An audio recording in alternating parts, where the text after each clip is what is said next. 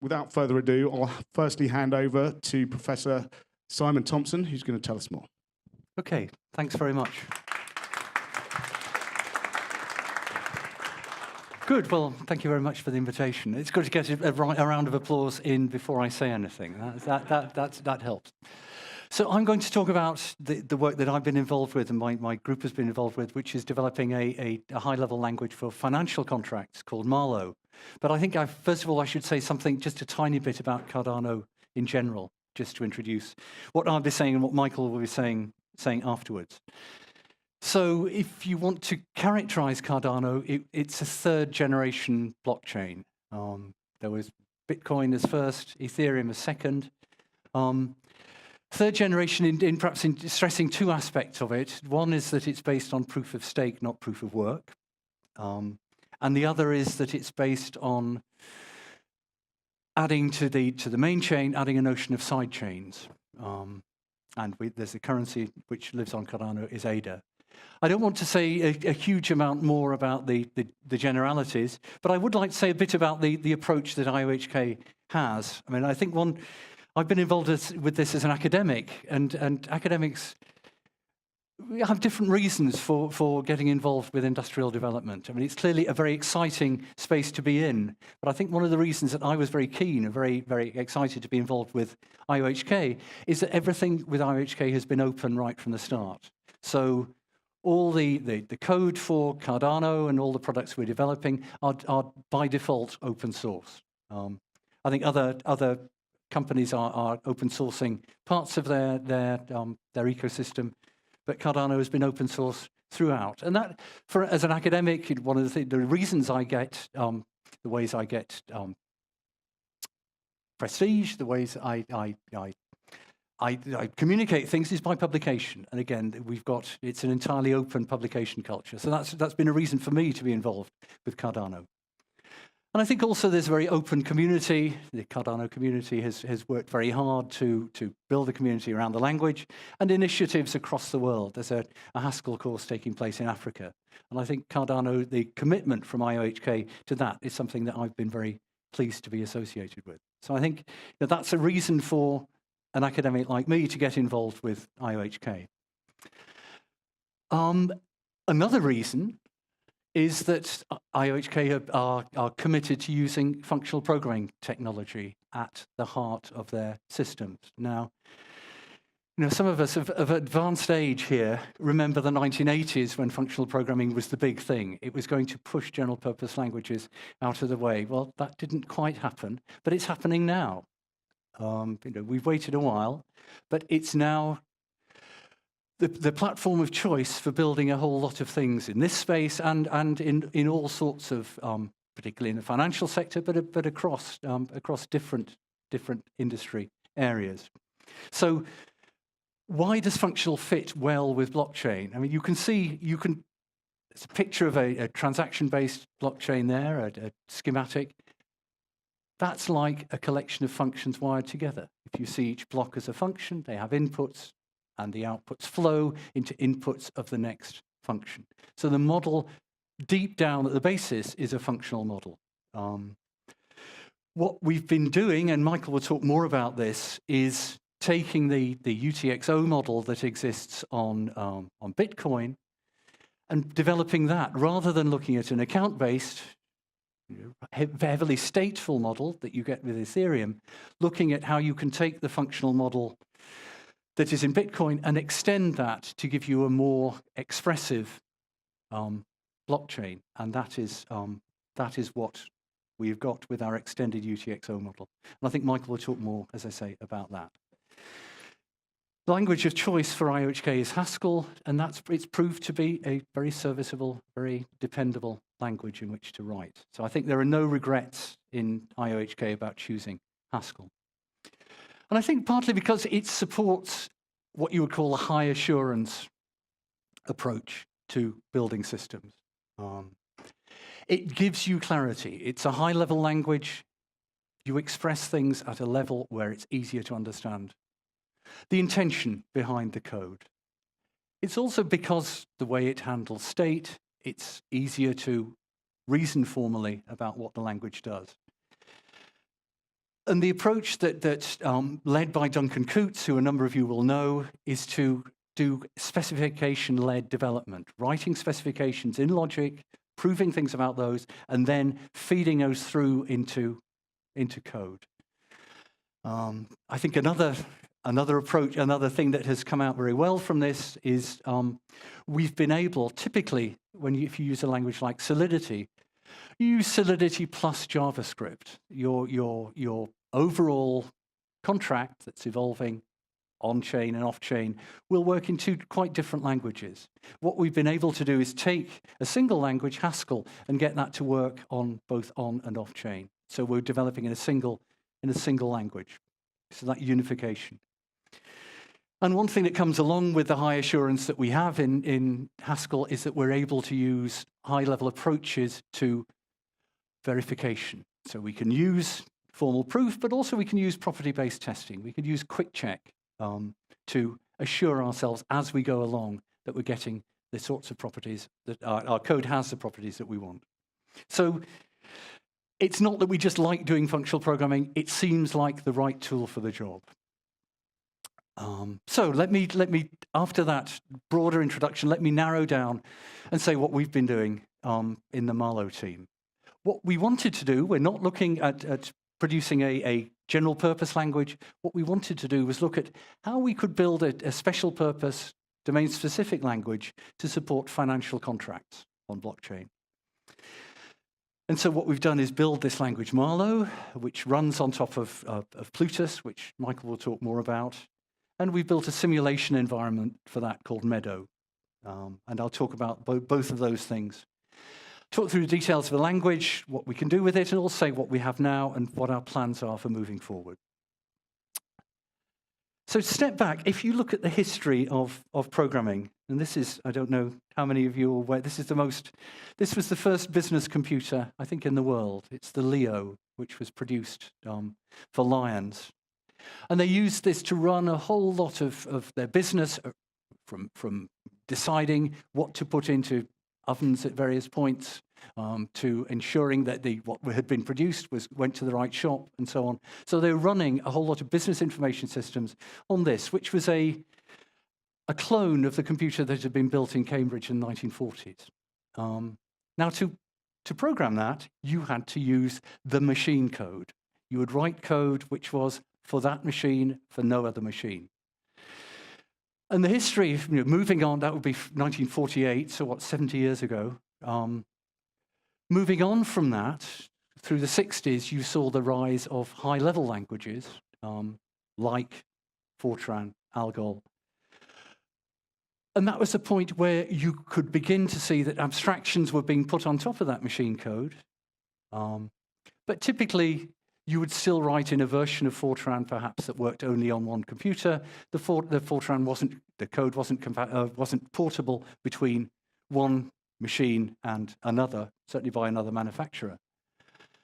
But we've moved from there into the sorts of general purpose languages that we use today. But these are still emphatically general purpose languages that express things, admittedly with a whole layer of abstraction, at the level of, they're still programming languages. They're not languages that express things in a particular domain.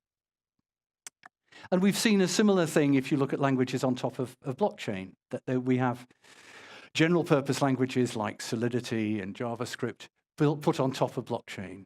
So where Marlowe fits in this particular picture is to say, actually, let's look at the language that the people who use this, who are going to be using this sort of system, what's the language they talk? Can we try and build something that is domain-specific, that will allow people to express solutions to their problems at the level, closer to the level in which they talk themselves informally?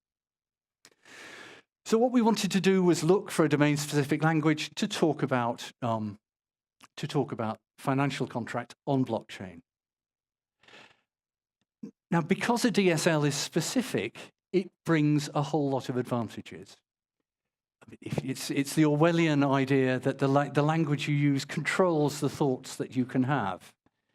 That's a rather negative view of it, but if you view it in a positive way, if you use the right language, a certain class of errors are going to be removed. You simply can't express some things that you shouldn't be expressing in this context. If you're working in a domain-specific language, it's easier to write analyses. So you can look at a contract written in a special purpose language and understand more about how it will behave. Because you're trying to understand something written in a much more constrained domain than any program written in a general purpose language. So we can analyze these programs more easily. We can write more accurate analyses. And we can also build special purpose tools. So there's a good set of reasons for looking at DSLs in this sort of space. And because it's a language, we can, in some ways, we can have our cake and eat it. We can say we've got a domain-specific language, but we can embed it. We can put it in as part of a general purpose language. So we can start with our DSL and selectively pull in, if we wish, certain parts of the general purpose language. So we can extend it in this sort of ad hoc way. So we get this, we can embed it, as I say, and also because it's a language in itself, we can not just executing it, we can do other things like, for example, for a contract, we can write a valuation of the contract under certain assumptions. Or we can think, well, here's a contract. Can we simplify it? Can we keep the same behavior, but can we write a simpler version of it? So we can do a whole lot of things because we have this language for expressing our intentions.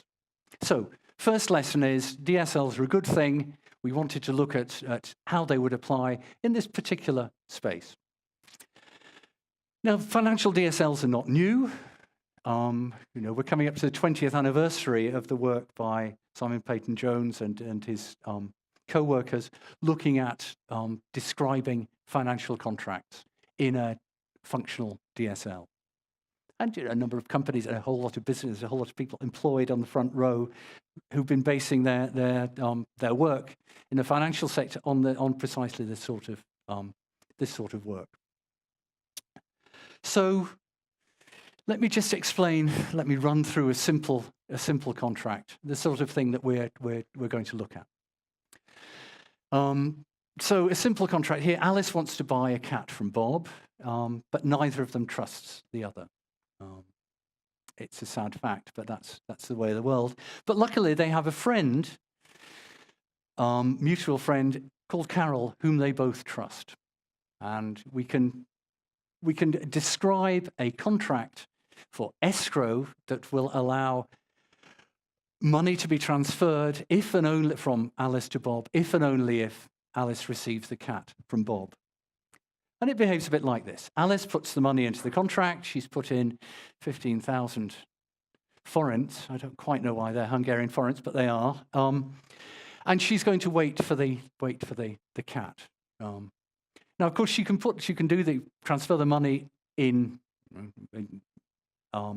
cyberspace, as it were, but the cat has to be transferred physically. So is the cat going to be transferred? Well, yes. Luckily, the cat is transferred. At this point, the money can be released. And of course, the choice for releasing it is Carol agrees with Bob that the cat has been transferred, and so they agree, and the money can be transferred to Bob. So that's one option. Now, of course, it may not have happened. It may not have happened like that.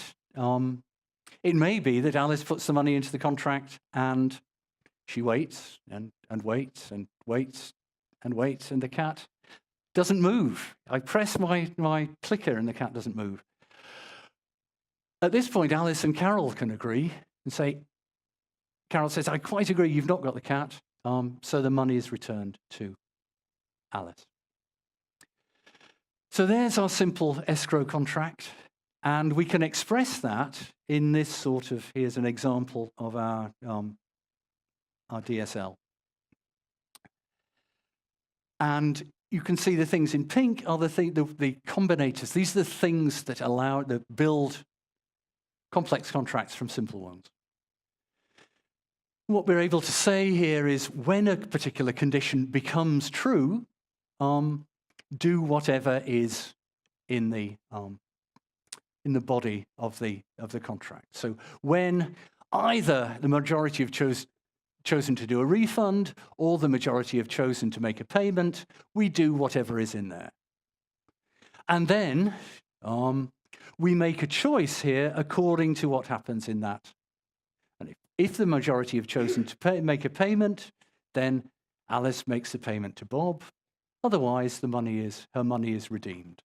So we're able to, using these simple combinations of when something happens, a choice based on an external event, a payment from one person to another, we're able to express that contract. Now, it's not the world's most complex contract, but then a lot of contracts aren't.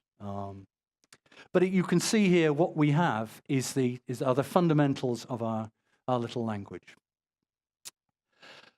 Okay, so there's our example. What I want to do is take a tiny step back and just give you a little bit more context on Cardano and where Marlowe and Plutus, which Michael will talk about, fit. We have the settlement layer, we have the blockchain, if you like, with Plutus running on top. And that we need to think about, if we're to write contracts, we need to think about how those interact with the real world, how they interact with time that's passing. You can see we had a when construct in there. We have to think about making payments. So we need to equip our language with ways of talking about the real world, ways of talking about how money is transferred to user wallets. So Marlowe sits on top doing this special purpose role on top of Plutus. I mean, just incidentally, Marlowe is not bound to Plutus. We could get rid of Plutus and put Solidity underneath. We could run this on Ethereum or any other blockchain. The model for Marlowe is sufficiently simple. It will work on an account-based blockchain, but it will also work on this extended UTXO that we have in Cardano. Okay, so we've got our contract. We've got Alice and Bob and Carol. What do we need to do? What do we have to think about if we're taking this world of financial contracts onto blockchain? One thing that we should think about, if we're thinking in the extreme about removing enforcement, removing legal enforcement entirely and getting the contract to enforce itself, we need to think about mechanisms for doing that. How can we ensure that the operation of the contract guarantees, the execution of the contract on the blockchain guarantees that we get the behavior we should get? So that's one of the differences between the financial contract model in the abstract and looking at the blockchain. The second is that we can't, in the blockchain context, one of the great things about having the sort of ledger which allows us to track how money is spent is that we can't double spend the money that we've got. Now, of course, the whole basis of the financial system is that we can double spend. I mean, that's what credit is all about. So we have to think there's a separate conversation to be had about how credit underpinning contracts fits in with running contracts on blockchain. And I'll come back to that a bit later on. So the approach that we take is, and this is due to Buterin from Ethereum, is to take this dual approach that using cryptography, we're able to make sure that the past is irrefutable. We can't change the past. And I'm not really going to talk about that. I'm simply going to take that for granted. But the other half of this cryptoeconomics view of the world is to say, well, we will also shape future behavior by providing incentives to people. And those incentives are to do two things. And I think this is perhaps something which we only realized when we started designing this language. There are two kinds of behavior we want to avoid. The first is we want to avoid bad behavior. We don't want people doing the wrong thing. That's important. But the other sort of thing that we have to avoid is that we can't have people just walk away from a contract. Or we have to think of actions that will allow us to mitigate that. So we'll come back to this a bit later on. So Marlowe, if you want to think about Marlowe in a nutshell, this is a summary of what we have. We have Marlowe is an embedded domain-specific language, simply embedded as a Haskell data type. So pieces of Haskell data describe Marlowe contracts. It's got an executable semantics. So Haskell is gives us very nice language for describing how a contract evolves step by step. We also have an implementation on the Cardano mockchain. This is a high-fidelity simulator of the Cardano mockchain. So we have Marlowe implemented on top of this extended UTXO model. We have analysis and proof. We've got work on proving properties of contracts using proof assistants like Coq. We've also got analyses so that we can take a contract and analyze, will this contract lead to a failed payment? So we can guarantee under certain, if we can look at the contract and say, we can see that this contract will not lead to failed payment. And we have a simulation environment. So to think about what we have to do, excuse me, I'll have a glass of water. We have to interact with the outside world. And one sort of, or two sorts of interactions are contract that is tied to a value of some stock, for example, or the price of oil at a certain point, at a certain place. So contracts may well depend on those sorts of values. So we have to think about models for oracles. How do we incorporate values from outside the contract into the execution of a contract? And also we have to think about how another sort of observation, if you like, is how choosing a random value. Certain contracts will depend on tossing a coin, on making an arbitrary choice. We need to have sources. We need to think about how we get random values into our contracts.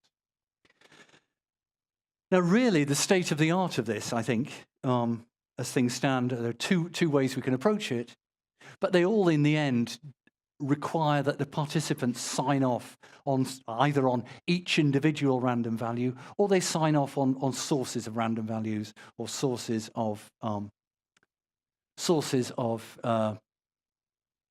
data like the oil price. And this is what this participant sign-off is something you see in state channels and payment channels and so on. This seems to be the state of the art where we are with interactions. The other thing we have to think about, and this is internal to the operation of Marlowe, is we have to think about how to model commitments. If we're to make contracts enforceable, we have to have some way that people are required to commit money to a contract. Now, a contract can't force me, can't take money from my pocket, can't take money from my wallet, typically. So how do we model this? Well, what we do is we have a model where a contract can ask from a participant, from somebody, an individual, or a wallet which represents an individual, can ask for a commitment of cash. And we ask for commitments are always going to be finite. We have to ensure that if you commit money to a contract, you will be able, in the end, to get that money back if nothing else has happened. So you have an underpinning, it's underwritten that your money will be returned if you don't, if the contract has not done something else with it. So we can avoid the situation where your money is locked up indefinitely. We have to do that. So that's why we need commitments. Now, of course, if what we're doing is asking people for commitments, we ask them for a commitment for a limited time, but we also just have to wait a limited time in order to ensure that they give that money. Because otherwise, they could lock the contract up by being asked for a commitment and just walking away. So here we're using timeouts to ensure that we get progress of the contract. the contract's sitting there saying, Simon, give me 100 ADA, it will only do that for a certain time and will have a mitigating action if we get to the end of that time and I haven't made a commitment. So those are the keys to taking the contracts, non-blockchain contracts, into ones that will work on blockchain. So here's our original escrow contract. If you remember, we had, when a certain condition held, we got a choice based on whether the majority had chosen to make a payment or not. What we do is we enhance that with a timeout on waiting for that action to hold. We will only wait until block time 90. And we will add a mitigation at the end to say, this is what happens if nothing has happened by time 90, this is what we do. So we're making sure that at that time, the whole contract is resolved and complete.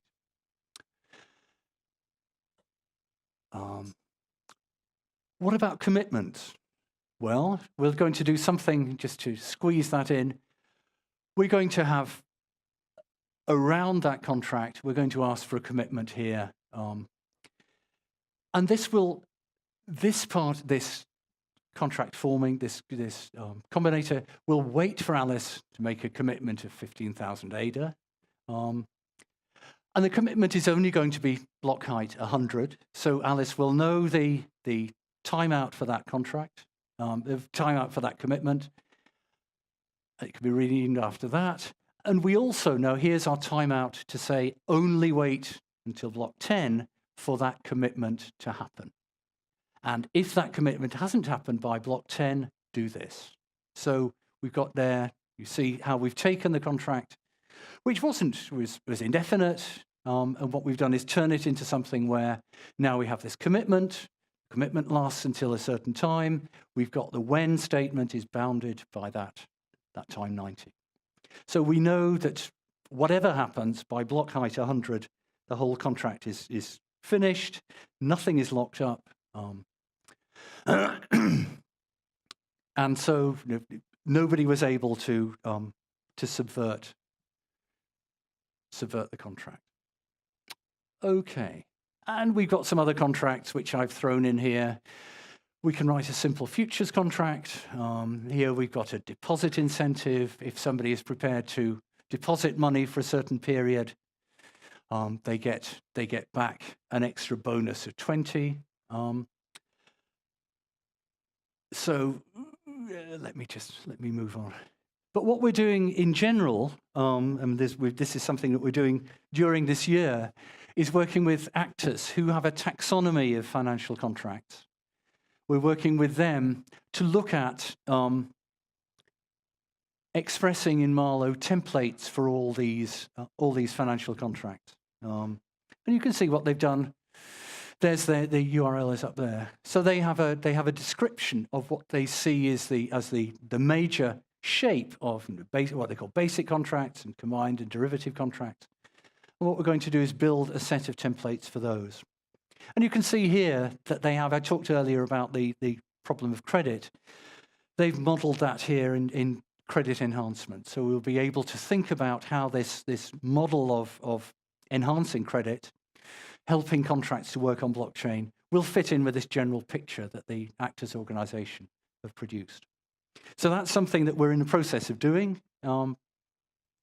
But we're very excited to be working with them because they will give us the feedback we need to ensure that what we're doing with Marlowe is right, is working properly.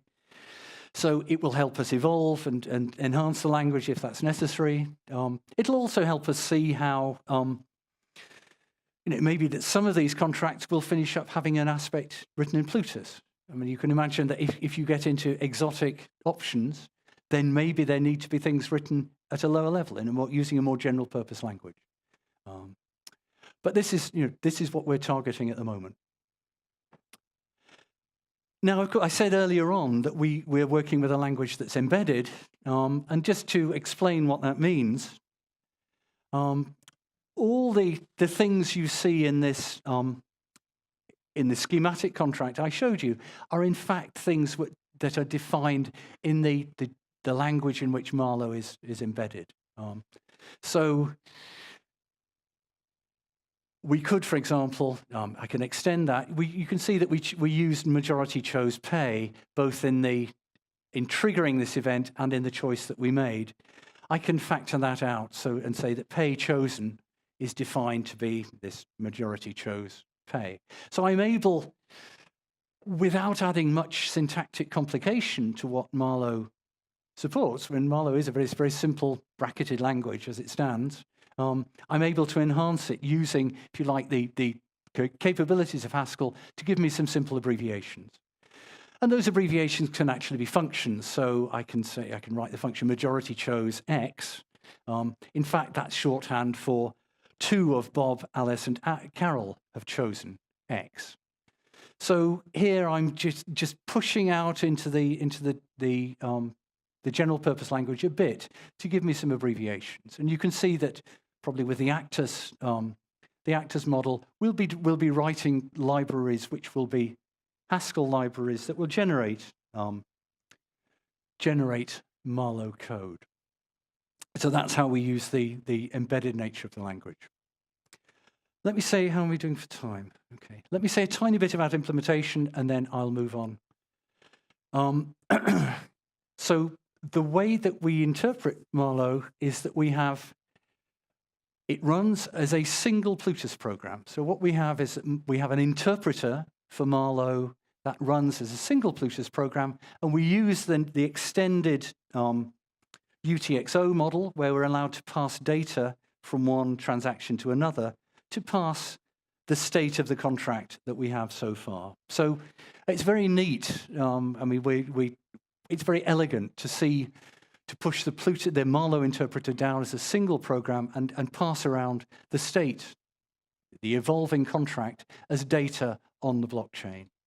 And again, remember, this is a UTXO blockchain, not an account-based one. And I think at the moment it's the largest running Plutus program. Is that true still? By a large margin. So there we are. But I guess it's bound to be, because it's a...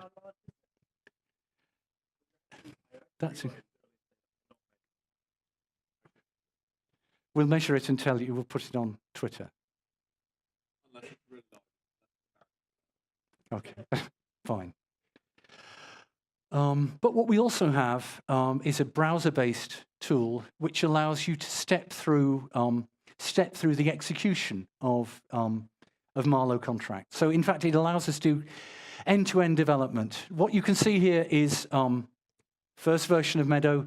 You can build Marlowe programs using Blockly, which is a Scratch-like environment for building contracts.